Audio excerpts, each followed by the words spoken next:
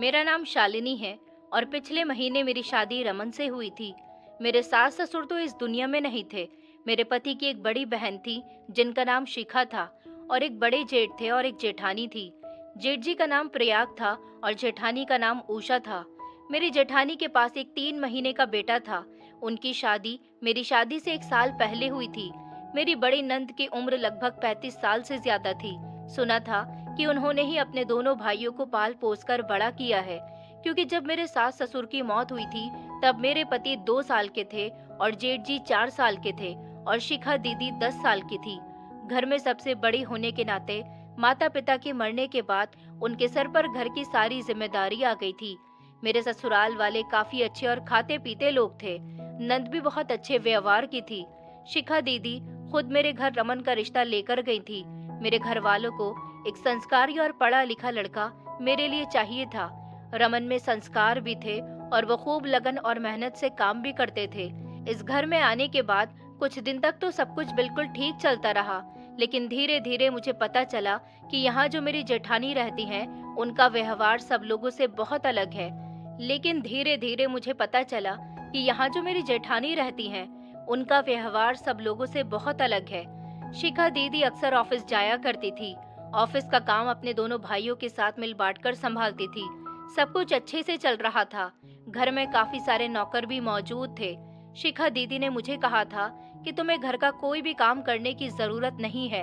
इस घर में बहुत सारे नौकर हैं काम करने के लिए। मैं कई बार अपनी जेठानी के कमरे में उनसे बातचीत करने के लिए गई थी, मगर उनका मूड तो हमेशा से ही खराब रहता था। वो मुझसे कभी सीधे मुंह बात ही नहीं करती थी। शिखा दीदी जब रमन के साथ रात को घर वापस आती तो मुझसे इस घर की बड़ी होने के नाते सारे दिन के हालचाल पूछती थी और कहती थी कि सारा दिन तुमने क्या किया, तुमने किसी काम को हाथ तो नहीं लगाया ना। मैं कहती थी कि नहीं दीदी, मैं तो बस सारा दिन अपने कमरे में रहती हूँ, आराम करती हूँ और बोर भी हो जाती हूँ। रमन कहते थे, हमारे घर में किसी चीज की कमी नहीं है, तुम चाहो तो घर में कोई एक्टिविटी कर सकती हो, लेकिन घर के कोई काम नहीं करना, तुम इस घर की बहू हो। मुझे बहुत खुशी होती थी जब मुझे इस घर में इतनी इज्जत मिलती थी। कभी कभी मेरे दिल में ख्याल आता था कि शिखा दीदी ने अपने दोनों भाइयों का घर बसा दिया, उन्होंने कभी शादी क्यों नहीं की। मैंने सोचा कि मुझे शिखा दीदी से बात करनी चाहिए, क्योंकि अक्सर वो काम में बिजी रहती थी। एक दिन मैं उनके लिए अपने हाथ से कॉफी बनाकर उनके कमरे में चली गई। सोचा कि मेरी उनके साथ थोड़ी बहुत बातचीत भी हो जाएगी। वैसे भी उषा भाभी तो मुझसे कोई बात करती नहीं थी। मैंने सोचा मैं शिखा दीदी के साथ ही थोड़ा सा टाइम स्पेंड कर लूं। मैं अच्छी सी कॉफी बनाकर उसके साथ थोड़े से स्नैक्स लेकर शिखा दीदी के कमरे में चली गई। जैसे ही मैं कमरे में दाखिल हुई, एक प्यारी सी खुशबू मेरी नाक से टकराई थी। शिखा दीदी आईने के सामने खड़े होकर अपने शरीर पर परफ्यूम लगा रही थी। मुझे बताया गया था कि उनकी उम्र 35 साल या उससे थोड़ी ज्यादा होगी, लेकिन उन्हें देखकर तो ऐसा लगता था जैसे वो 40 या 45 साल की उम्र की हैं। उनके चेहरे पर काफी सारी झुर्रियां आ गई थी। शरीर कमजोर हो गया था, लेकिन फिर भी उन्होंने अपने आप को फिट रखा हुआ था। वो दिन रात काम करती रहती थी, कभी ऑफिस का तो कभी फैक्ट्री का। उन्हें देखकर ऐसा लगता था जैसे वो 2 बच्चों की माँ है। रमन बताते थे कि उनका ऑफिस में भी सब लोग दीदी माँ कहकर बुलाते हैं। मैंने देखा था कि मेरे जेठ और जेठानी शिखा दीदी की ज्यादा इज्जत नहीं करते थे। मैंने जब दरवाजे पर नॉक नॉक किया तब जल्दी से शिखा दीदी ने गर्दन मोड़कर मेरी तरफ देखा और अपने हाथ से परफ्यूम ड्रेसिंग टेबल पर रखते हुए कहने लगी, अरे आओ आओ शालिनी, तुम्हें मेरे कमरे का दरवाजा नॉक करने की कोई जरूरत नहीं है। तुम बेझिझक मेरे कमरे में किसी भी समय आ सकती हो। आखिरकार तुम मेरी भाभी हो और मेरे लिए बिल्कुल मेरी छोटी बहन की तरह हो। शिखा दीदी के शब्दों से मैं काफी इम्प्रेस हुई थी। मैंने कहा, दीदी मैं अपने हाथों से आपके लिए कॉफी बनाकर लाई हूँ। उन्होंने बेड पर बैठते हुए मुझे बैठने का इशारा किया और हाथ में कॉफी का कप लेकर थैंक यू कहा और कहने लगी कि तुमने मेरे लिए कॉफी क्यों बनाई, घर में नौकर है ना। मैंने मुस्कुराते हुए कहा, दीदी मेरी शादी को 20 दिन हो गए हैं। इस घर में अभी तक मेरी किसी से अच्छी बातचीत नहीं हो पाई। आपको भी फुर्सत नहीं होती है। आप इतना पढ़ी लिखी हो, इतनी बड़ी कंपनी संभाल रही हो, मुझे तो ये देखकर ही बड़ी हैरानी होती है। मैंने सोचा आज मैं आपके साथ फुर्सत से बातें करूंगी। रमन भी ऑफिस का काम करके थक हार कर सो गए हैं। मैं बोर हो रही थी तो सोचा कि आपके कमरे में आ जाती हूँ। उन्होंने कहा कि ये तो तुमने बहुत ही अच्छा किया, तुमने अपने लिए कॉफ़ी नहीं बनाई? मैंने कहा, दीदी मुझे कॉफ़ी ज़्यादा पसंद नहीं है। उसके बाद वो कॉफ़ी का सिप लेने लगी। मैंने थोड़ी देर ठहर कर कहा, दीदी क्या मैं आपसे आपकी ज़िंदगी के बारे में कुछ पूछ सकती हूँ? उन्होंने मेरी तरफ देखा और कहा कि हाँ हाँ, क्यों नहीं, पूछो क्या पूछना चाहती हो। आपने अपनी इतनी उम्र कर ली, आप एक वर्किंग वुमन भी हो, कामयाब भी हो, तो फिर आपने शादी क्यों नहीं की? आप तो रंग रूप की भी बहुत अच्छी हो, तो क्या आप किसी को पसंद करती थी या फिर आपकी शादी नहीं हो पाई? मेरे सवाल सुनकर वो कुछ देर सोच में पड़ गईं और धीमे से मुस्कुराते हुए बोली, शालिनी पहली बार मुझे एहसास हुआ है कि कोई मुझसे इस तरह के सवाल करने वाला भी इस दुनिया में मौजूद है। मैं तो उनकी इस बात पर चौंक गई थी। मैंने कहा, दीदी आपका क्या मतलब है? मैं समझी नहीं। उन्होंने कहा, दरअसल जिस तरह तुम मेरे पास बैठकर नरमी से मेरे लिए कॉफ़ी बनाकर लाई हो, प्यार से मेरे करीब बैठकर मुझसे सवाल कर रही हो, मुझे अच्छा लगा। शायद अपनी पूरी ज़िंदगी में मैं कभी किसी को अपनी ज़िंदगी के कठिन समय के बारे में बता ही नहीं पाई। शायद इन सवालों का जवाब मेरे खुद के पास भी नहीं है। जब माँ बाप का साया सर से उठ जाता है ना, तब बेटियों को भी अपने छोटे भाई बहन के लिए माँ बाप बनना पड़ जाता है। दरअसल मैंने अपने भाइयों की वजह से कभी अपनी शादी के बारे में सोचा ही नहीं।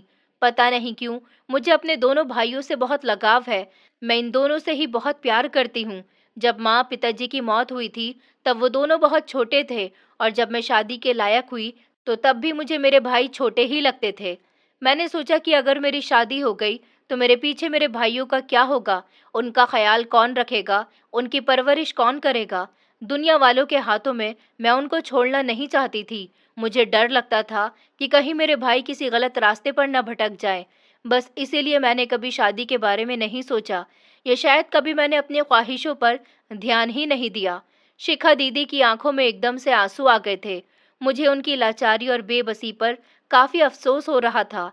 फिर कुछ देर में उनके साथ और इधर इधर की बातें करके अपने कमरे में आ गई थी। मैंने अपने जेठ और अपने पति के अंदर महसूस किया था कि उन दोनों भाइयों को अपनी बड़ी बहन की कोई फिक्र नहीं थी। मेरी जेठानी भी अपने पति के साथ शॉपिंग पर जाती थी, घूमने जाती थी, डिनर करने जाती थी, लेकिन कभी उन्होंने शिखा दीदी को अपने साथ चलने को नहीं कहा था। बल्कि जब हम लोग रात को एक साथ बैठकर डिनर करते थे, तब भी शिखा दीदी को कोई डिनर करने के लिए नहीं बुलाता था। वो खुद अपनी मर्जी से किसी भी टाइम खाना खा लिया करती थी। मुझे इस घर के ये रिवाज और लोगों का उनको अनदेखा करना बिल्कुल भी पसंद नहीं आया था। न जाने क्यों मुझे शिखा दीदी से एक अजीब सी हमदर्दी होने लगी थी। एक शाम रमन ने मुझे ऑफिस से फ़ोन किया। मैंने जैसे ही फ़ोन कान पर लगाया तो उन्होंने कहा, शालिनी जल्दी से रेडी हो जाओ, आज हम डिनर पर चलेंगे। उनकी बात सुनकर मैं खुश हो गई थी, लेकिन फिर अचानक मेरे दिमाग में शिखा दीदी का ख्याल आ गया। मैंने थोड़ा हिचकिचाते हुए रमन से कहा कि जी मैं तैयार हो जाऊंगी, लेकिन मैं चाह रही थी कि हमारे साथ डिनर पर शिखा दीदी भी चलें।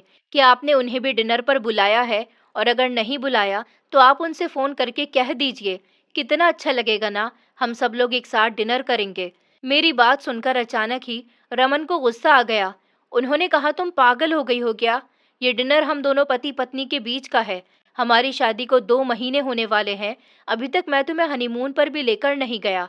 मैंने सोचा कि ऑफिस में काम ज्यादा है, टाइम नहीं मिल रहा कहीं घूमने जाने का, तो तुम्हें डिनर पर ही ले जाता हूँ। और तुम हो कि शिखा दीदी को बीच में लेकर आ रही हो। शिखा दीदी वैसे ही सारा दिन किसी न किसी के साथ मीटिंग करती रहती हैं और उनका खाना पीना अच्छा रहता है। तुम उनकी परवाह मत करो, रात को तैयार रहना। इतना कहकर उन्होंने जल्दी से फ़ोन बंद कर दिया था और आगे से मेरी कोई बात नहीं सुनी थी। मैं उदास हो गई थी, लेकिन फिर मैंने सोचा कि हम फिर कभी कहीं और जाएंगे, तब शिखा दीदी को ले जाएंगे।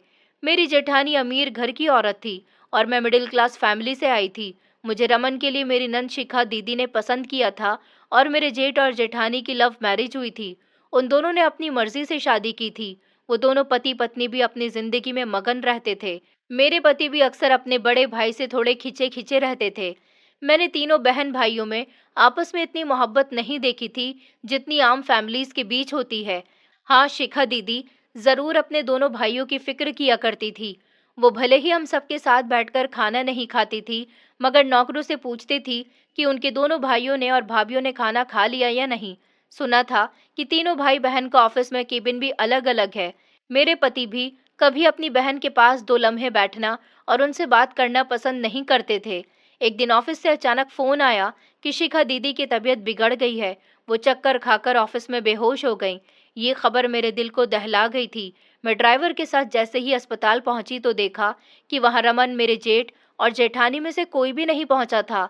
ये सब देखकर मुझे अफसोस हुआ था कि ऐसे कठिन समय में भी वो लोग कैसे इतने बिजी हो सकते हैं। यहाँ आकर मुझे पता चला था कि शिखा दीदी को अस्पताल भी उनका मैनेजर लेकर आया था। मुझे लगा था कि दीदी की मामूली सी तबीयत खराब हुई होगी, लेकिन जब मैंने डॉक्टर से उनकी तबीयत के बारे में पूछा तो उन्होंने बताया कि शिखा मैडम को ये प्रॉब्लम तो काफ़ी समय से है।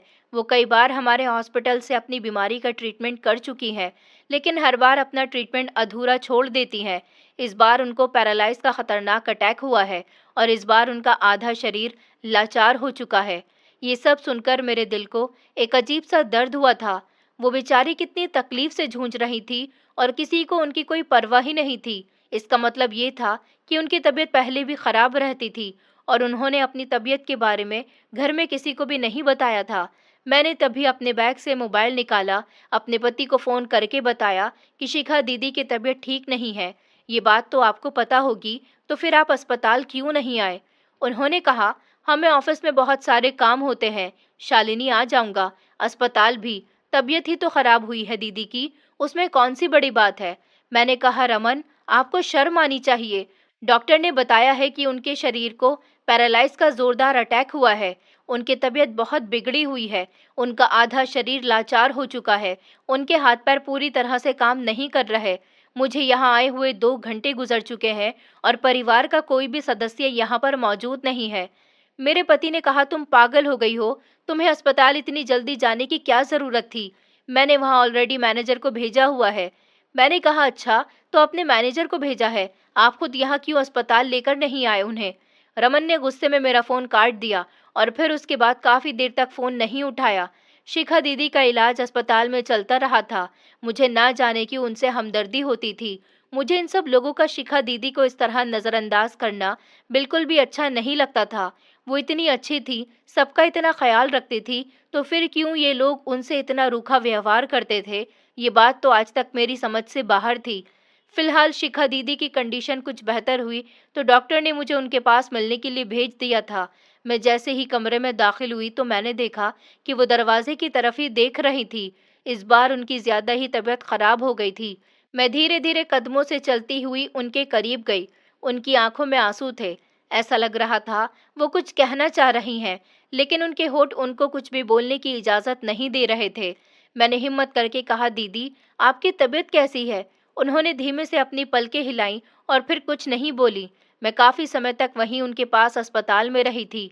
रात के समय मेरे पति अस्पताल आए और डॉक्टर से बातचीत करके कहने लगे, हमें पेशेंट को घर ले जाना है।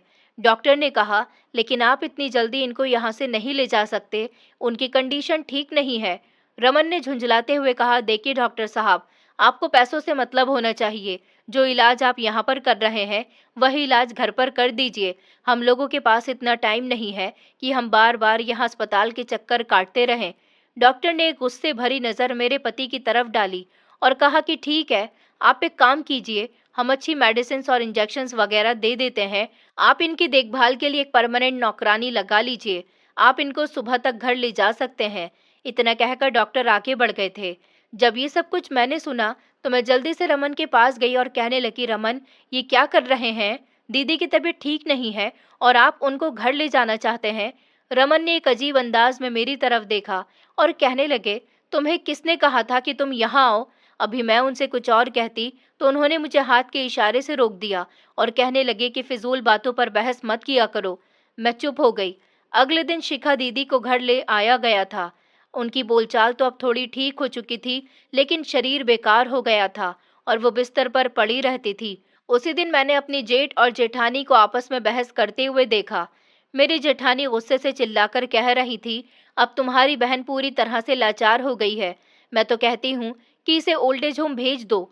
मेरे जेठ गुस्से से कहने लगे कि आखिर तुम्हें उनसे क्या प्रॉब्लम है? वो भले ही बीमार हैं, लेकिन खामोशी से अपने कमरे में पड़ी हैं। तुम्हें तो कोई कुछ नहीं कह रहा ना? जेठानी ने कहा, तुम्हारी बहन के इस तरह से बीमार होने पर मेरे फ्रेंड सर्कल पर बहुत बुरा असर पड़ेगा। मेरी फ्रेंड्स हर दूसरे तीसरे दिन यहाँ आती रहती हैं।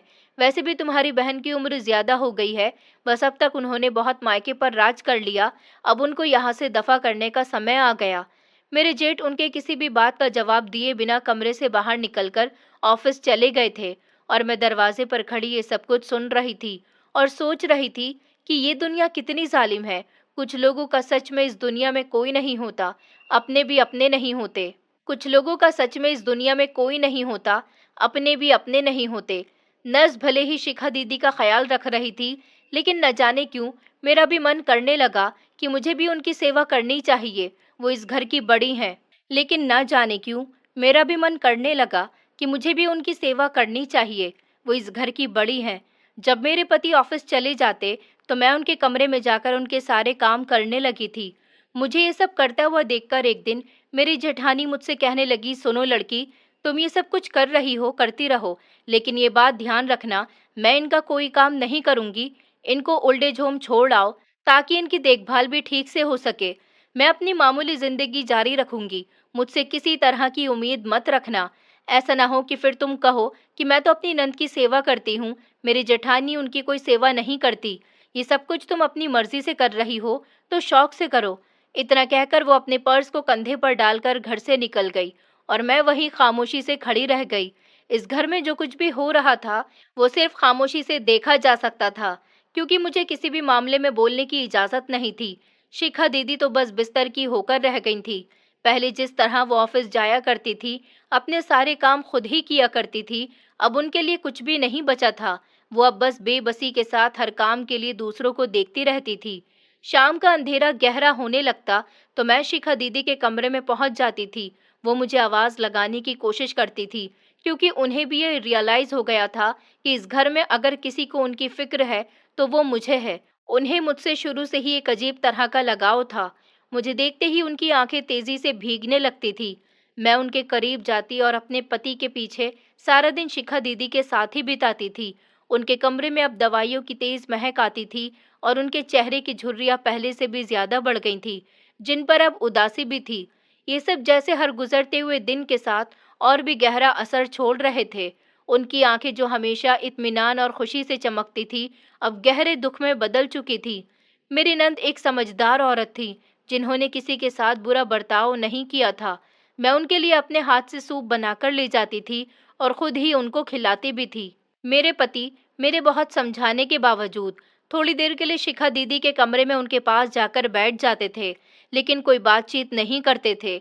उनके चेहरे से साफ नजर आता था कि वो जबरदस्ती उनके कमरे में आए हैं। जब रमन शिखा दीदी के कमरे में जाते थे तो उनके शरीर में घबराहट होती थी और शिखा दीदी लगातार एकटक नजर से उनको देखती रहती थी, शायद उनसे कुछ कहने की कोशिश कर रही होती थी। उनका मन करता था कि वो अपने भाई से ढेर सारी बातें करें। शिखा दीदी अब अपनी बीमारी से बहुत ज्यादा तंग आ गई थी। अंधेरे से डरने के बावजूद वो अंधेरे में तब तक रहने पर मजबूर हो गई थी जब तक कोई कमरे में जाकर रोशनी नहीं कर देता था। मेरे जेठ तो जैसे उनके कमरे में एक बार झांकना भी पाप समझने लगे थे। मुझे महसूस हुआ, जरूर इस समय शिखा दीदी को यह एहसास होता होगा कि अगर उनका अपना परिवार इस समय होता तो ऐसे बुरे वक्त में वही उनका साथ देता, उनके बच्चे उनका ख्याल रखते, उनका पति उनको कभी अकेला न छोड़ता। मुझे कभी कभी ऐसा लगता था जैसे उनमें जान डालने वाले उनके दोनों भाई हैं।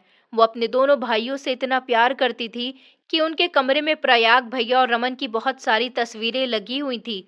वो ज्यादातर उन्हीं तस्वीरों को घूरती रहती थी। वक्त कभी भी एक जैसा नहीं रहता, कभी अच्छा हो जाता है और कभी इतना बुरा हो जाता है कि जिससे गुजरने वाले को जीना भी बोझ लगने लगता है। मेरी नंद ने कभी बड़ी बहन होने के नाते भी इस घर में हुक्म नहीं चलाया था, क्योंकि मेरी जेठानी हमेशा यही कहा करती थी कि ये तो पराए घर की हैं, कब तक मायके की रोटियां तोड़ती रहेंगी। कभी भी उन्होंने किसी पर दबाव नहीं डाला था। अब वो ऑफिस कभी कोई काम नहीं कर पा रही थी और दोनों भाई अपने अपने काम में बिजी रहते थे। मैं दिल से चाहती थी कि शिखा दीदी जल्दी से ठीक हो जाए, क्योंकि मुझे उनसे कोई प्रॉब्लम नहीं थी। एक वही तो इस घर में ऐसी थी जो बार बार मुझसे मेरी ज़रूरतों को पूछती थी, बार बार कहती थी कि अपना ख्याल रखना। लेकिन अब जब से वो बीमार हुई थी तो उनसे कोई इतना पूछने वाला भी नहीं था कि उनकी तबीयत ठीक है या नहीं। जो नर्स घर में मौजूद थी वो मेरे मुताबिक उनका ठीक से ख्याल नहीं रख पा रही थी। मैंने उसे नौकरी से निकाल दिया और अपने पति को कहा कि वो नर्स खुद ही नौकरी छोड़कर चली गई है, क्योंकि मैं जानती थी कि अगर मैं अपने पति से कहूंगी कि नर्स को मैंने नौकरी से निकाला है तो वो मुझ पर गुस्सा करेंगे। मेरे पति चाहते थे कि मैं भी अपनी जेठानी की तरह अपनी जिंदगी में बिजी रहा करूं, मगर मेरा दिल पत्थर का नहीं था। मैं किसी को तकलीफ में नहीं देख सकती थी, मैं किसी के साथ बुरा होता हुआ नहीं देख सकती थी। मैं फिक्र से शिखा दीदी के लिए परहेज का खाना बनाया करती थी। रात को बार बार उनके कमरे में देखने जाती थी कि उन्हें कोई तकलीफ तो नहीं है। अपने हाथों से उन्हें खाना खिलाया करती थी। मेरी इस लगातार सेवा से कुछ ही दिनों में शिखा दीदी की तबीयत बेहतर होने लगी थी। वैसे भी डॉक्टर ने यही बताया था कि इन्हें दवाइयों से अच्छी देखभाल की ज़रूरत है। मैंने एक दिन बड़ी हिम्मत करके नाश्ते के टाइम पर अपने पति से बात करने की कोशिश की। वो ऑफिस जाने की तैयारी भी कर रहे थे और नाश्ता भी। मैंने उनसे कहा, रमन, दीदी को अस्पताल गए हुए पूरा 1 महीना गुजर चुका है, उनकी दवाई भी खत्म हो गई है। मैं चाहती हूँ कि तुम उन्हें अस्पताल लेकर चलो, उनकी तबीयत में काफ़ी सुधार आता जा रहा है। मेरी बात सुनकर रमन ने मुझे बुरी तरह से डांट दिया। तुम क्या हर समय दीदी दीदी करती रहती हो? वो मेरी बहन है, मैं खुद देख लूंगा मुझे क्या करना है। भाभी को देखा है, अपने काम से काम रखती हैं। एक तुम हो जो दिन रात मेरे पीछे पड़ी रहती हो। मुझे इस तरह की बातें करके उलझाया मत करो। तुम घर के मामलात में दखल अंदाजी मत दो। वो हमारी बहन है, हम देख लेंगे कि हमें उनका क्या करना है। रमन की बातें सुनकर तो मैं बस चुप रह गई थी। उनके जाने के बाद जब मैं दीदी को नाश्ता देने के लिए गई तो कुछ देर उनके पास बैठ गई थी। दीदी तो ठीक से कुछ बोल भी नहीं पा रही थी। मैंने ही उनके करीब बैठकर कहा, दीदी, मैं जानना चाहती हूँ कि आखिर आपके दोनों भाई आपसे क्यों इतनी नफरत करते हैं? क्यों वो दोनों आपका ख्याल रखना नहीं चाहते? क्यों वो ये नहीं चाहते कि आप ठीक हो जाओ? और तो और उषा भाभी तो कहती हैं कि आपको ओल्ड एज होम भेज देना चाहिए। आखिर ऐसा क्यों है? आप इस घर की बड़ी हो तो इन लोगों की बहन हो। बचपन से लेकर जवान होने तक आपने उनकी परवरिश की है, तो फिर इन लोगों को आपस में लगाव क्यों नहीं है? मेरी बात सुनते ही शिखा दीदी की आंखों से आंसू बहने लगे थे और थोड़ी सी सिसकी भी उभर आई थी। शिखा दीदी का हाथ कांपने लगा था। ऐसा लगता था कि जैसे वो अपना हाथ उठाने की कोशिश कर रही हैं। मैंने जल्दी से उनका हाथ थाम लिया और कहा कि ऊपर वाले ने चाहा तो आप जल्दी ही ठीक हो जाओगी। वो अच्छे लोगों के साथ कभी बुरा नहीं करता। मेरी बातों से जैसे उनको हिम्मत मिलती थी। शिखा दीदी का कोई दोस्त या कोई रिश्तेदार भी ऐसा नहीं था जो घर आए उनके हालचाल पूछे। एक दिन मैंने सोचा कि ये परिवार कई सालों से यहाँ रह रहा है, तो यहाँ के आस पड़ोसियों को जरूर पता होगा कि आखिर शिखा दीदी का गुजरा हुआ कल कैसा था। मैंने फैसला किया कि मैं आसपास के घरों में जाऊंगी और हकीकत पता करूंगी। एक दिन मैं हमारे घर के जस्ट बराबर वाले बंगले में चली गई, जहाँ पर एक छोटा सा परिवार रहता था। मैंने जैसे ही उस घर की बैल बजाई तो नौकर ने मुझे अंदर आने की इजाजत दी। सामने सोफे पर एक बूढ़ी औरत बैठी हुई थी, जिन्होंने सफेद रंग की साड़ी पहनी हुई थी और वो उस घर की जिम्मेदार औरत लगती थी। मैंने अंदर दाखिल हुए नमस्ते किया और आगे बढ़ गई। मुझे देखकर वो अचानक खड़ी हो गई और कहने लगी, मैं आपको पहचानी नहीं। मैंने कहा, आंटी, मैं पड़ोस के घर से आई हूँ, आपके बराबर वाला जो बंगला है। उन्होंने कहा कि अच्छा अच्छा, तुम वर्मा जी के घर से आई हो। बताओ बेटा, क्या बात है? क्या काम पड़ गया तुम्हें आज अपने पड़ोसियों से? उन्होंने मुझे अपने सामने रखे सोफे पर बैठने का इशारा किया तो मैं बैठ गई। मैं यहाँ आने पर थोड़ी झिझक रही थी। मुझे मेरे पति ने आस पड़ोस में कहीं भी जाने की इजाज़त नहीं दी थी, लेकिन ना जाने क्यों मुझे लगता था कि पड़ोसी लोग ही ये बात बता सकते हैं कि आखिर शिखा दीदी से उनके दोनों भाई इतनी नफरत क्यों करते हैं। मैं अपने घर में मौजूद जेठानी से भी इस बारे में सवाल करती तो वो भी मुझे सीधे मुंह कोई जवाब नहीं देती, क्योंकि वो अमीर घर से क्या आई थी, अपने आप को किसी प्राइम मिनिस्टर की बेटी समझती थी। वो मुझसे बात करना तक तो इसलिए पसंद नहीं करती थी क्योंकि मैं मिडिल क्लास फैमिली से आई थी। मुझे भी उनसे बातचीत करने का कोई शौक नहीं था। मैंने अपने सामने मौजूद बूढ़ी औरत से कहा, आंटी, मुझे आपसे कुछ पूछना था, अपनी नंद शिखा के बारे में। उन्होंने कहा कि हाँ हाँ पूछो, क्या पूछना चाहती हो? तुम रमन की पत्नी हो ना? मैंने कहा कि जी, आपने सही पहचाना। मेरे जवाब पर वो हल्की सी मुस्कुराई और फिर कहने लगी कि मुझे अच्छा लगा तुम हमारे घर आई, पड़ोसियों से भी मेलजोल रखना चाहिए। मैंने कहा, आप तो हमारी फैमिली को अच्छे से जानती होंगी ना? मेरी बात पर वो थोड़ी देर खामोश हो गई, फिर बोली, ज़्यादा अच्छे से तो नहीं जानती, हाँ, लेकिन शिखा बहुत अच्छी इंसान है। वो हमेशा सबके साथ अच्छे से बात करती है। उस घर के बेटे तो शुरू से ही किसी से मिलना पसंद नहीं करते। शिखा एक ऐसी इकलौती इंसान है जो भले ही पड़ोसियों के घर नहीं जाती, लेकिन कोई भी छोटा या बड़ा कभी उसके सामने आ जाता है तो वो उसके हालचाल जरूर पूछती थी। सुना है कि उसकी तबीयत काफी समय से खराब चल रही है। अब कैसी है उसकी तबीयत? मैंने कहा कि उनकी तबीयत में पहले से अब मामूली सा फर्क आया है, लेकिन मुझे ऊपर वाले पर पूरा विश्वास है कि वो बिल्कुल ठीक हो जाएंगी। उस बूढ़ी औरत ने अपनी गर्दन हिलानी शुरू कर दी। मैंने कहा, आंटी, मैं अपनी नंद की जिंदगी के बारे में आपसे कुछ जानना चाहती हूँ। उन्होंने कभी शादी क्यों नहीं की? मैंने अपने पति के मुंह से सिर्फ इतना सुना है कि उनसे तो उनके दोनों भाइयों ने शादी के लिए बहुत कहा था, मगर उन्होंने कभी शादी का फैसला नहीं किया। वो बूढ़ी औरत जिनका नाम देवकी था, उन्होंने कहा कि हाँ बेटी, उन दोनों भाइयों ने उसे शादी के लिए बहुत मनाया था, मगर उसने हमेशा यही सोचा कि अगर उसकी शादी हो गई तो उसके भाइयों का क्या होगा। जब तुम्हारे सास ससुर की मौत हुई थी, तब वो पढ़ाई कर रही थी और उसके दोनों भाई भी बहुत छोटे थे। उसने अपनी सारी जिंदगी अपने दोनों भाइयों की खुशियों पर कुर्बान कर दी। वो चाहती तो अपना घर बसा सकती थी। उसने अपने पिता के छोटे से बिजनेस को बड़ा किया। उसके पिता उसी कंपनी में मामूली से क्लर्क की नौकरी किया करते थे, लेकिन जब बेटी जवान हुई और उसके कंधों पर दोनों भाइयों की और घर की जिम्मेदारी आ गई, तो उसने अपने पिता के ऑफिस में ही नौकरी करनी शुरू कर दी और वहीं पर अपनी समझदारी से उस कंपनी के काम को इतना बढ़ावा दिया कि कंपनी का मालिक बहुत खुश हुआ और उसने शिखा को खुद अपना कारोबार संभालने की अनुमति दे दी और कहा कि अब तुम ही मेरा कारोबार संभालोगी, मुझे बस मेरा प्रॉफिट चाहिए। शिखा कंपनी के मालिक को फायदा भी पहुंचाती रही और उसके बाद ऊपर वाले ने उसे इतना कामयाब बना दिया कि उसने अपना खुद का कारोबार भी अलग से खड़ा कर लिया। फिर क्या था, शिखा ने अपनी मेहनत की कमाई से बहुत कुछ बना लिया। उसी दौरान उसके बहुत सारे रिश्ते आए, मगर उसने हर रिश्ते को सिर्फ अपने भाइयों के लिए ठुकरा दिया। उसे लगता था कि पहले वो अपने भाइयों के सपने पूरे करेगी, उनको उनके पैरों पर खड़ा करेगी, उसके बाद ही अपने बारे में कुछ सोचेगी। लेकिन अपने भाइयों की फिक्र करते करते उसकी उम्र इतनी ज्यादा गुजर गई कि उसके रिश्ते आने ही बंद हो गए। इतना कहकर वो बूढ़ी औरत खामोश हो गई थी। मैं अभी उनसे और सवाल करना चाहती थी। मैंने कहा, इसका मतलब ये है कि शिखा दीदी जिस कंपनी में काम करती हैं, वो कंपनी उनके पिता की नहीं है? मुझे तो लगता था कि ये कंपनी उनके पिता की है और ये उनका खानदानी कारोबार है। सामने बैठी औरत ने गहरी आह भरी और धीमी मुस्कुराहट के साथ कहा कि नहीं बेटी, हम तो यहाँ सालों से रह रहे हैं।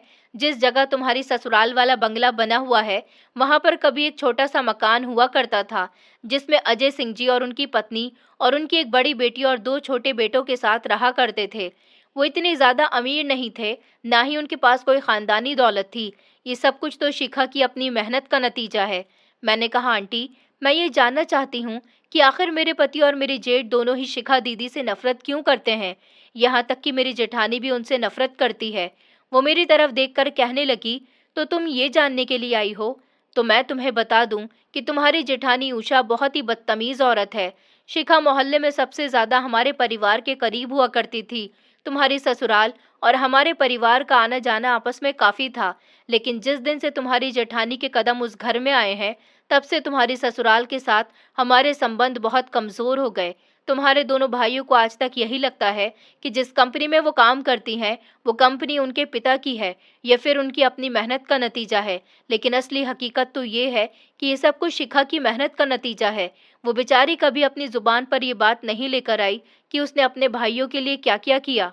लेकिन उषा उषा जिस दिन से इस घर में आई है, उसने फूट डालनी शुरू कर दी। वो अपने पति और देवर के कानों में यही जहर घोलती रही कि शिखा दीदी से कहो कि वो शादी कर ले और शादी करके अपनी ससुराल चली जाए।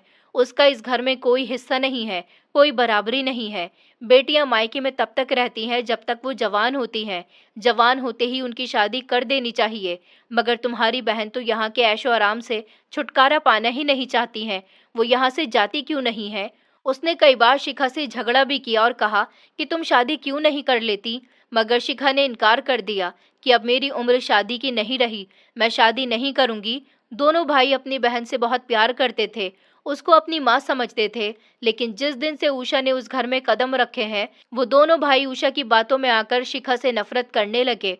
और अभी भी वो लोग यही चाहते हैं, या तो शिखा खामोशी से उनके घर से चली जाए या फिर उसकी मौत हो जाए, क्योंकि उनको लगता है कि उनके पिता उनके लिए बहुत सारी जायदाद छोड़ कर गए हैं, बहुत सारा कारोबार छोड़ कर गए हैं। उन्हें अभी हकीकत के बारे में पता नहीं है। वो चाहते हैं कि शिखा रास्ते से हट जाए तो वो शिखा के बदले की भी दौलत आपस में बांट लें। मगर उन नालायकों को क्या पता कि ये सब कुछ जो भी है शिखा की अपनी मेहनत का नतीजा है। वो चाहे तो इन दोनों भाइयों को एक फूटी कौड़ी न दे। अब तुम्हें सच्चाई का पता चल गया ना। तुम्हारे घर में जो बीमार औरत बैठी है ना, वो उन दोनों भाइयों की बहन नहीं, बल्कि उनकी माँ और बाप दोनों बन गई है। और वो दोनों नालायक अपनी बहन की कदर ही नहीं करते हैं। ये सब सुनकर मुझे भी वाकई दुख हुआ था। ये तो बहुत दुख भरी बात थी। शिखा दीदी से मुझे काफी हमदर्दी हो रही थी। मैंने आंटी से कहा कि आपका बहुत बहुत शुक्रिया, आपने मुझे काफी सारी इन्फॉर्मेशन दी है। उन्होंने कहा, मगर तुम ये सब जानकर क्या करोगी? क्या तुम्हारा पति तुम पर रोक नहीं लगाता? मैं उनकी बात सुनकर खामोश हो गई और फिर कुछ देर बाद मैंने उनको बता दिया कि आप ठीक कह रही हैं। मेरे पति भी शिखा दीदी से नफरत करते हैं। उनको अपनी बहन की तकलीफ नजर नहीं आती। उनको अपनी बहन का अकेलापन नजर नहीं आता, बल्कि वो तो मुझे भी उनके पास जाने से इनकार कर देते हैं। मैंने दिल में ठान लिया है कि मैं शिखा दीदी का साथ देकर रहूंगी और उनके भाइयों को ये एहसास दिलाऊंगी कि उन्होंने अपनी बहन को इस बीमारी में अकेला छोड़कर बहुत बड़ी गलती की है। उनकी बहन सच्चाई और अच्छाई की जीती जागती मिसाल है। वो कहने लगी, नहीं, उन लोगों को कभी अपनी बहन की कुर्बानियां दिखाई नहीं दी। वो दोनों भाई पत्थर दिल हैं, उन्हें कोई असर नहीं पड़ेगा। मैंने उन आंटी के हाथों पर अपना हाथ रखा और कहा कि नहीं, मैं उन दोनों के दिल में अपनी नंद के लिए मोहब्बत जगाकर ही रहूंगी। फिर कुछ समय और वहां रुकने के बाद मैं अपने घर आ गई थी। मेरी जेठानी अभी भी अपने कमरे में मौजूद थी और जिस दिन से मेरी नंद बीमार पड़ी थी, उस दिन से कई बार वो ये बात अपने पति से कह चुकी थी कि अपनी बहन को ओल्ड एज होम छोड़ आओ, यहाँ उनका कोई काम नहीं है। मगर मेरे जेठ यही कहते थे कि अगर वो वहां जाकर मर गई तो हमारी रेपुटेशन बहुत खराब होगी, क्योंकि उसे शहर के काफी सारे लोग जानते हैं। मैंने ठान लिया था कि मैं इन लोगों के दिल में अपनी नंद के लिए मोहब्बत जगाकर ही रहूंगी और कुछ भी करके अपनी नंद को ठीक करके रहूंगी। मैं अपनी नंद के कमरे में जाती थी, उनके साथ टाइम स्पेंड करती थी, उनके लिए खाना बनाती, उन्हें अपने हाथों से खिलाती और उनके गीले तौलियों से उनका पूरा शरीर साफ करती थी। अपने हिसाब से मुझे उनकी जितनी साफ सफाई करनी चाहिए थी, मैं उससे भी बढ़कर कर रही थी। वो धीरे धीरे इशारों में मेरे साथ बात करती थी। मुझे उनकी बातें समझ आने लगी थी। मैंने नोटिस किया था कि गुजरते हुए वक्त के साथ साथ उनकी तबीयत तो ठीक हो रही है, साथ ही उनकी आंखों में वो चमक भी वापस लौट कर आने लगी है जो कि पहले हुआ करती थी। वो मुझसे बातें करने लगी थी और बातों ही बातों में वो हर बार अपने भाइयों के बारे में पूछती थी कि वो दोनों मेरे पास मुझसे मिलने के लिए क्यों नहीं आते। एक दिन मैंने शिखा दीदी से कहा, वो दोनों आपकी जगह कारोबार संभाल रहे हैं तो उन्हें फुर्सत नहीं है।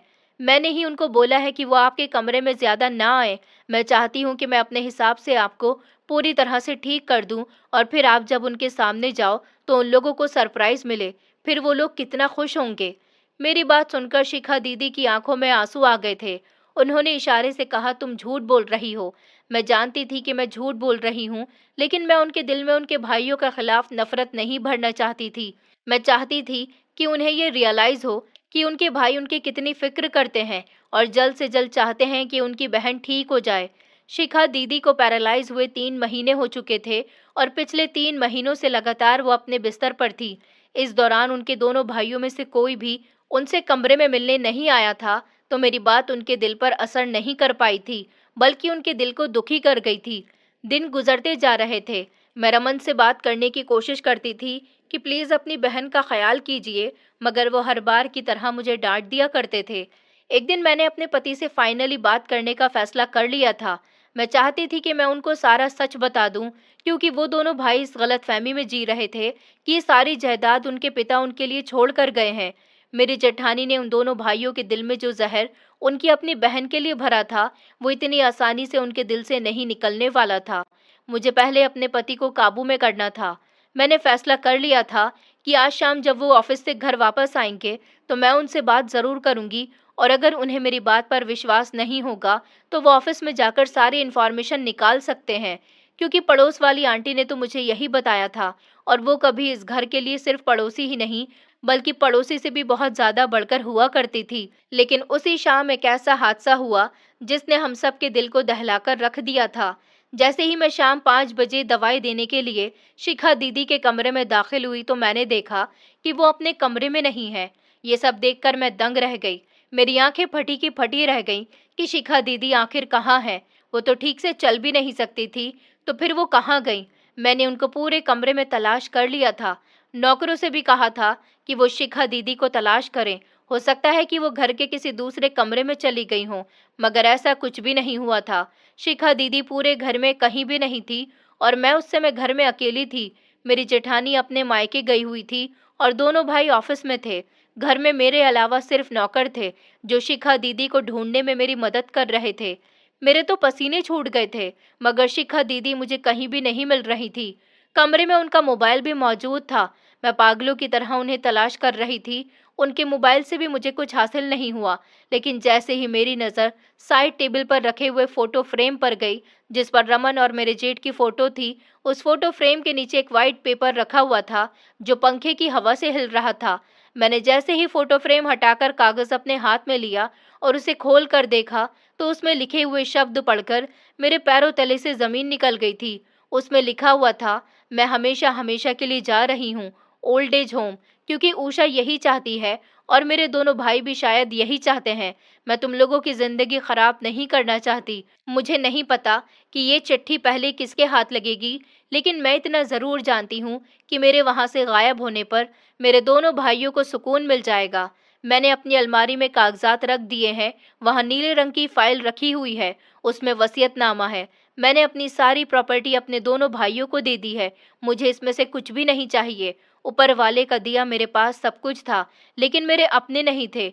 मुझे ये दौलत नहीं चाहिए जो मुझसे मेरे अपनों को दूर कर दे। मैं अपने दोनों भाइयों से बहुत प्यार करती थी। मैंने कभी उनका बुरा नहीं चाहा। मैंने उनको जिंदगी की हर खुशी दी। शायद मैं ये भूल गई थी कि मुझे उनको ये भी सिखाना चाहिए था कि उनकी एक बड़ी बहन भी है जो उनके लिए माँ समान है। मैं उन दोनों की खुशी के लिए कुछ भी कर सकती हूँ। मैं भले ही इस बंद कमरे में बीमार पड़ी हुई थी, लाचार पड़ी हुई थी, लेकिन मुझे घर के सदस्य की हर खबर और हर नियत के बारे में पता था।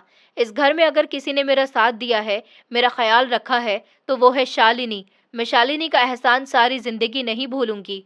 उससे मेरा इतना करीबी रिश्ता तो नहीं था, लेकिन फिर भी उसने मेरा बहुत साथ दिया। मुझे ठीक करने में उसी का हाथ है। मैं ओल्ड एज होम आ गई हूँ और अपना सब कुछ अपने दोनों भाइयों में बराबर बराबर बांट दिया है। वो लोग खुश रहे और अपनी जिंदगी को आगे बढ़ाएं। मुझे तलाश ना करें।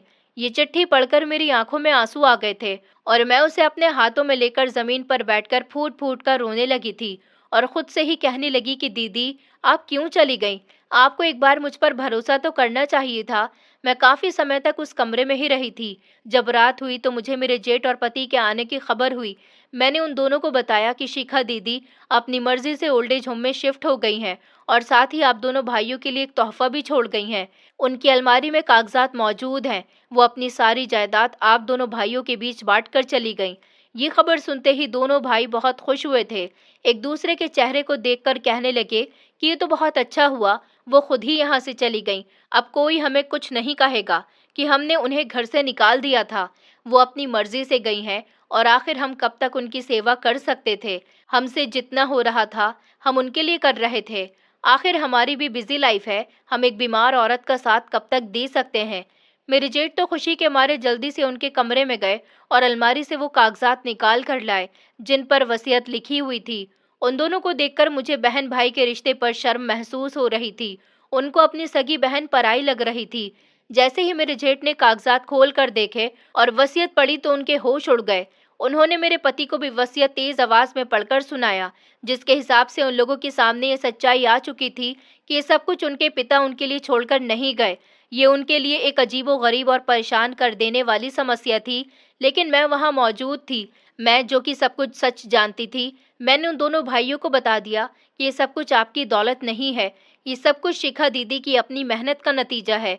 हर इंसान अपने बुरे वक्त में देख लेता है कि हमारा कौन अपना है और कौन पराया है। आप दोनों की खातिर उन्होंने क्या कुछ नहीं किया, अपनी सारी जिंदगी दांव पर लगा दी। और आप लोगों ने क्या किया? अपनी बहन की बीमारी में कभी उनके हालचाल पूछने के लिए उनके कमरे तक भी नहीं गए, क्योंकि आपके पास इतनी फुर्सत ही नहीं थी। आप लोग तो खुद चाहते थे कि शिखा दीदी रास्ते से हट जाएं।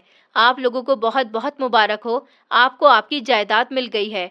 वो जायदाद जो आपकी खानदानी जायदाद नहीं है, बल्कि आपकी बहन के त्याग की निशानी है, उसके खून पसीने की कमाई है।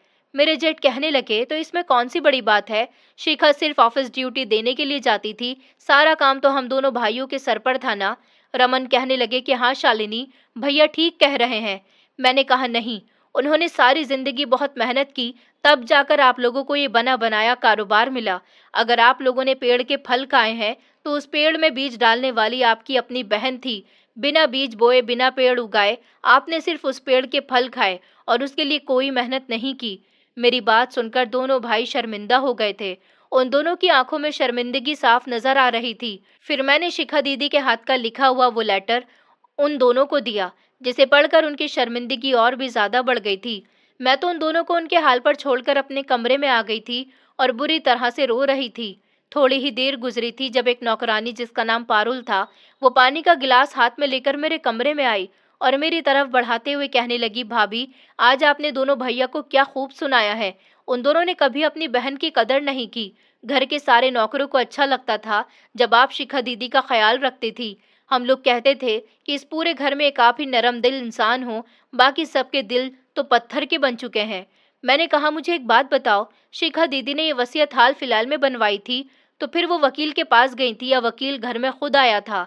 मेरी बात सुनकर पारुल घबरा गई और कहने लगी कि वो भाभी, वो मैं ही थी जो घर के हर सदस्य की खबर दीदी को दिया करती थी और उन्होंने मुझे ही कहा था कि मैं वकील साहब को बुलाकर लाऊं। एक दिन आप घर में मौजूद नहीं थी जब वकील साहब आए थे और शिखा दीदी ने खुद ही वसीयत तैयार करवाई थी। ये सुनकर मैं पारुल पर चिल्लाई और कहने लगी, तुमने मुझे बताया क्यों नहीं कि इतना सब कुछ हो गया है? तुम्हें जरूर ये पता होगा कि शिखा दीदी कहाँ पर है। अब जल्दी से मुझे बताओ, वरना मैं तुम्हें नौकरी से निकाल दूंगी। पारुल कहने लगी कि नहीं भाभी, मुझे ये नहीं पता कि वो कहाँ गई हैं, बल्कि मुझे तो ये भी नहीं पता कि वसीयत तैयार करने के बाद वो यहाँ से चली जाएंगी। मैंने कहा, तुम झूठ बोल रही हो, सच सच बताओ वरना तुम्हारी खैर नहीं है। पारुल रोने लगी और हाथ जोड़कर कहने लगी, भाभी, जो कुछ भी सच था मैंने आपको बता दिया। मुझे सच में नहीं पता वो कहाँ गई हैं। मुझे याद आया, उन्होंने चिट्ठी पर लिखा था कि वो एक ओल्ड एज होम में गई हैं। मैंने जल्दी से उनके मैनेजर को फ़ोन किया और कहा, वो जितने भी ओल्ड एज होम में ट्रस्ट देती हैं, मुझे वहाँ का एड्रेस दो, क्योंकि मैं जानती थी कि वो यकीनन वहीं गई होंगी जहाँ उनका पैसा दान में जाता होगा। मैनेजर ने मुझे 4-5 जगह का पता दिया था और मैं एक जगह जाने के बाद जब दूसरे ओल्ड एज होम पहुंची तो वहां जाने के बाद मुझे पता चला कि शिखा दीदी वहीं पर मौजूद थी। मैंने जब उनसे वहां मुलाकात की तो ये देखकर मेरे होश उड़ गए थे कि वो अपने पैरों पर खड़ी हुई थी और बिल्कुल सही सलामत थी। मुझे खुशी हुई थी कि ऊपर वाले ने उन्हें ठीक कर दिया। उन्हें देखते ही मैं जल्दी से उनके गले लग गई और उनसे लिपट कर कहने लगी, दीदी, आप क्यों घर छोड़कर यहाँ आ गई? मैं सब कुछ ठीक कर देती ना। उन्होंने मुस्कुराकर मेरे कंधे पर हाथ रखा और कहने लगी, तुम पहले ही मेरे लिए बहुत कुछ कर चुकी हो शालिनी। अब मैं चाहती हूँ कि तुम रमन के साथ अपनी जिंदगी को आगे बढ़ाओ। तुम्हारा भी मेरे ऊपर बहुत ध्यान था। तुम्हारी सेवा से तो मैं कब की ठीक हो गई थी, लेकिन जब तक वसीयत बनकर तैयार नहीं हो गई तब तक मैं अपनी हकीकत तुम्हारे सामने नहीं खोल सकती थी और ना ही तब तक मैं वहां से वापस यहाँ आ सकती थी। शालिनी, मैं अब कभी वहां वापस नहीं आऊंगी। मेरे दोनों भाइयों की खातिर मैंने अपनी जिंदगी को त्याग दिया और अब मैं इन बूढ़े लोगों के साथ अपना जीवन गुजारना चाहती हूँ और एक ओल्ड एज होम उन लोगों के लिए बनवाना चाहती हूँ जहाँ सिर्फ बूढ़े माँ बाप नहीं बल्कि ऐसी बहनें और ऐसे भाई भी रहने चाहिए जो अपने बहन भाई के हाथों जलील हुए हों। मैं ऐसे लोगों को वहां रखना चाहती हूँ जिनको अपने रिश्तों से कोई उम्मीद न हो। तुम मुझे आइंदा कभी मिलने मत आना और मैं अपने भाइयों को माफ कर चुकी हूँ। अगर उनको कभी मेरी माफ़ी की ज़रूरत हो तो उनको बता देना कि मैंने उनको बहन बनकर नहीं बल्कि माँ बनकर माफ़ किया है। इसके आगे शिखा दीदी ने मुझे कुछ बोलने नहीं दिया और वहाँ से जाने को कहा। मैं वापस आ गई और इस घर में वीरानी छा गई। मेरी जेठानी हमेशा की तरह अपनी ज़िंदगी में व्यस्त रही। मेरे पति और जेठ हमेशा की तरह अपने कारोबार में व्यस्त रहे। उनको वक्त के हिसाब से अपनी बहन के जाने की थोड़ी सी शर्मिंदगी महसूस तो हुई थी, लेकिन फिर जायदाद अपने नाम होने की खुशी भी थी। धीरे धीरे वक्त गुजरता गया। मैं कभी शिखा दीदी से दोबारा मिलने नहीं गई, लेकिन मैंने अपनी आंखों के सामने अपनी जिंदगी में ये सबक जरूर लिया कि अपनों की कदर ना करने वाले लोगों को ऊपर वाला इसी जिंदगी में सिला दे देता है। मेरे पति का एक दिन इतना खतरनाक एक्सीडेंट हुआ कि डॉक्टर ने बोल दिया कि वो कभी पिता नहीं बन सकते और मेरी जेठानी, जिसके लालच की हवस की कोई हद नहीं थी, सारी जायदाद अपने पति के नाम होने के बावजूद भी उन्हें अपने पति का साथ अब बुरा लगने लगा था और उन्होंने अपने पति से डाइवोर्स लेकर किसी दूसरे और ज्यादा अमीर आदमी से शादी कर ली। मैं यह सब अपनी आंखों से देखती रही। मगर किसी से कुछ नहीं कह सकी क्योंकि मैं सबके दिल की कंडीशन को बहुत अच्छी तरह से समझ रही थी। मेरे जेठ तो अब गलत कामों में पड़ चुके हैं, पत्नी के जाने के बाद नशे में चूर रहते हैं और मेरे पति अपनी जिंदगी में सारी दौलत जायदाद होने के बावजूद भी ऊपर वाले की खुली दौलत से दूर हैं। गुजरते हुए वक्त के साथ साथ उन्हें औलाद की तलब होती जा रही है और वो हर बार मुझसे यही कहते हैं कि मुझे अपना परिवार बनाना है, मुझे औलाद चाहिए। मगर मैं क्या करूं, मैं बाप नहीं बन सकता। तब मैंने अपने पति की आंखों में आंखें डालकर कहा, ऊपर वाले ने आपके साथ बिल्कुल ठीक किया है। आपको रिश्तों की कदर नहीं है। जिस इंसान ने अपनी बहन की कदर नहीं की, जिसने उनको माँ बनकर पाला, वो अपनी औलाद की कदर क्या कर सकता था? या फिर शायद ऊपर वाला ये नहीं चाहता कि जो कुछ आपने अपनी बहन के साथ किया, वो सब बुढ़ापे में आपके साथ आपकी औलाद करे, इसलिए वो आपसे बाप बनने की क्षमता छीन चुका है। मेरी बात सुनकर मेरा वो पति, जो हमेशा मेरे मुंह से अपनी बहन की हमदर्दी के शब्द सुनकर आग बबूला हो जाता था, आज बिल्कुल खामोश था और फिर गुजरते हुए दिनों के साथ साथ उनकी शर्मिंदगी अपनी दीदी के लिए बढ़ती जा रही थी। एक दिन उन्होंने मुझसे सवाल किया, क्या तुम ये सब कुछ पहले से जानती थी? मैंने कहा, मैं सब कुछ पहले से जानती थी, मगर मैंने कभी आपको कुछ नहीं बताया क्योंकि दीदी ने मुझसे कहा था, ऊपर वाला अच्छे लोगों के साथ हमेशा अच्छा करता है और बुरे लोगों को उनके बुरे कर्मों का नतीजा इस दुनिया में ही दे देता है। आप अपने बुरे कर्म भुगत रहे हैं। तभी मेरे पति मेरे पैरों में गिर गए और फूट फूट कर रोने लगे। कहने लगे, शालिनी, तुम बिल्कुल ठीक कह रही हो। वक्त पर मुझे तुम्हारी बात कभी समझ नहीं आई। दौलत की पट्टी मेरी आंखों पर बंधी हुई थी। मैंने कभी ये नहीं सोचा कि दौलत से बढ़कर भी अपने करीबी रिश्ते होते हैं। क्या तुम जानती हो कि दीदी कहाँ है? मैं दीदी से मिलना चाहता हूँ। मैंने कहा, आप ये क्यों नहीं समझ लेते कि आपकी दीदी इस दुनिया में नहीं है, क्योंकि उनके बीमार होने के बाद तो कभी आपने उन्हें पलटकर तक नहीं देखा। वो मेरे पैरों को और भी ज्यादा मजबूती से पकड़कर रोने लगे और कहने लगे कि नहीं, ऐसा मत कहो। मुझे मेरी गलती का एहसास हो गया, मुझे माफ कर दो। मैं दीदी के सामने जाकर उनसे माफी मांगना चाहता हूँ। मेरे पति अब हर रोज मेरे आगे रोते थे, गिड़गिड़ाते थे और शिखा दीदी से मिलने की रिक्वेस्ट करते थे। मैं जानती थी कि शिखा दीदी जहाँ है वो वहाँ बहुत खुश हैं, क्योंकि इस घर में तो उनकी कोई कदर नहीं थी। मगर मेरे पति की लाचारी, उनके आंसू और उनकी शर्मिंदगी ने मुझे इतना ज्यादा बेबस और लाचार कर दिया था कि मैं उनको वहाँ शिखा दीदी से मिलवाने के लिए ले गई। वहाँ शिखा दीदी के गले लगकर वो फूट फूट कर रोए थे और उन्होंने उनसे माफी मांगी थी। शिखा दीदी ने उन्हें पहले ही माफ कर दिया था, लेकिन उन्होंने घर आने से साफ इनकार कर दिया और कहा, मैं अब कभी घर नहीं आऊंगी। वो घर मेरा नहीं है, वो घर तुम लोगों का है। जब मैंने सब कुछ तुम लोगों की खातिर किया, तो फिर मैं वो घर भी तुम लोगों की खातिर तुम्हें दे चुकी हूँ। मुझे कुछ नहीं चाहिए, बस मुझे अपने भाइयों की खुशी चाहिए। उस दिन शिखा दीदी हमारे साथ वापस तो नहीं आई, लेकिन मेरे पति का घमंड, उनकी दौलत का लालच और अपनी बहन के प्रति उनके दिल में नफरत जरूर खत्म हो गई थी। वो भले ही अपनी बहन को कभी घर ना ला सके, लेकिन खुद अपनी बहन से ओल्ड एज होम मिलने जरूर जाते हैं। यही हाल मेरे जेठ का भी है। उन्हें भी वक्त के साथ साथ अपनी गलती रियलाइज हो गई और उन्होंने भी दीदी से माफी मांगी। वो दोनों भाई आज तक अपनी बहन से माफी मांग रहे हैं। मैं आप लोगों से पूछना चाहती हूँ कि क्या शिखा दीदी को घर वापस आना चाहिए या नहीं।